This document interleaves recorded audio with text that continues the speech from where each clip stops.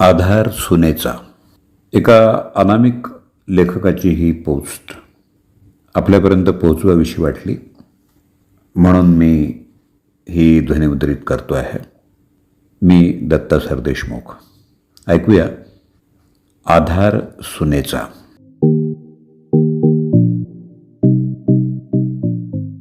मी आणि माझी पत्नी दुपारी बसून चर्चा करत होतो. तेव्हा माझ्या पत्नीनं मला प्रश्न विचारला, मला सांगा, म्हातारपणाचा आधार मुलगा असतो की मुलगी असते? मी म्हणालो, हा प्रश्न न विचारलेलाच बरा. पण ती आग्रह करायला लागली म्हणून सविस्तर सांगावं लागलं. मी म्हणालो, म्हातारपणाचा आधार मुलगा किंवा मुलगी नसून सून असते. मुलगा किंवा मुलगी ही म्हातारपणाची काठी असते असं आपण अनेकदा लोकांकडून ऐकलंय आणि म्हणूनच लोकांना आपल्या आयुष्यात मुलगा आणि मुलगी हवी असं वाटत असतं, जेणेकरून म्हातारपण चांगलं पार पडावं. ही गोष्टसुद्धा खरी आहे, कारण घरात फक्त मुलगा सून आणतो. सून आल्यानंतर मुलगा आपल्या पत्नीच्या खांद्यावर जवळजवळ सगळी जबाबदारी टाकतो आणि मग सून ही सासू आणि सासऱ्याच्या म्हातारपणाची काठी बनते. होय, माझा विश्वास आहे की ती सूनच आहे जिच्या पाठिंब्यानं वृद्ध सासू आणि सासरे आपलं आयुष्य चांगलं घालवतात. सुनेला तिच्या सासू आणि सासऱ्यांची संपूर्ण दिनचर्या माहीत असते. कधी आणि कोणता आणि किती चहा द्यायचा, नाश्त्याला काय द्यायचं, जेवण काय बनवायचं, कोणत्याही परिस्थितीत जेवण रात्री 9च्या आधी बनवायचं, सायंकाळी झोपताना दूध द्यायचं, पायाला तेल लावायला द्यायचं. सासू सासरे आजारी पडले तर सून मनापासून त्यांची काळजी घेत असते. सून एक दिवस आजारी पडली किंवा माहेरी निघून गेली तर सगळं घर हादरून जातं. पण मुलगा 15 दिवसांच्या प्रवासाला गेला तरी सुनेच्या भरवशावर घर सुरळीत चालतं.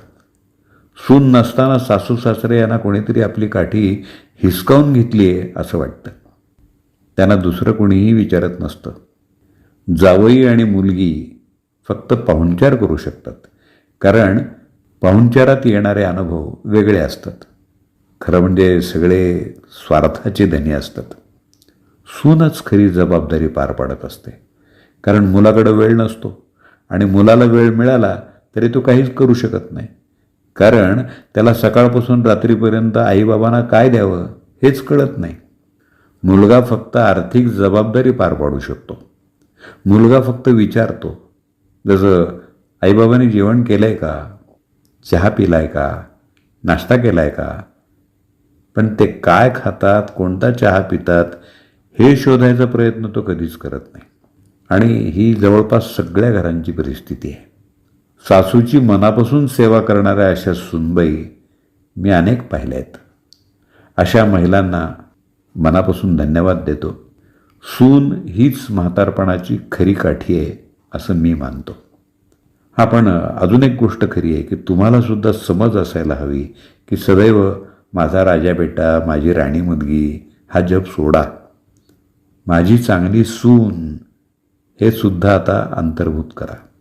म्हणून आपल्या सुनेमध्ये फक्त दोष शोधू नका, तिच्या चांगल्या गुणांची प्रशंसा करा. सुनेचा त्याग आणि सेवा ओळखा. मुलगा आणि मुलीच्या आधी सुनेला स्वतःचं समजा आणि माझी मुलगी माझा अभिमान, माझा मुलगा माझा अभिमान हे म्हणणं थांबवा.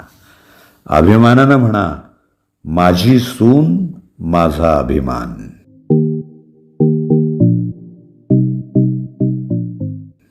आधार सुनेचा या पोस्टचं वाचन आपण ऐकलं. लेखक अनामिक. सौजन्य सरस्वती गद्दाम, सोलापूर. अभिवाचन दत्ता सरदेशमुख.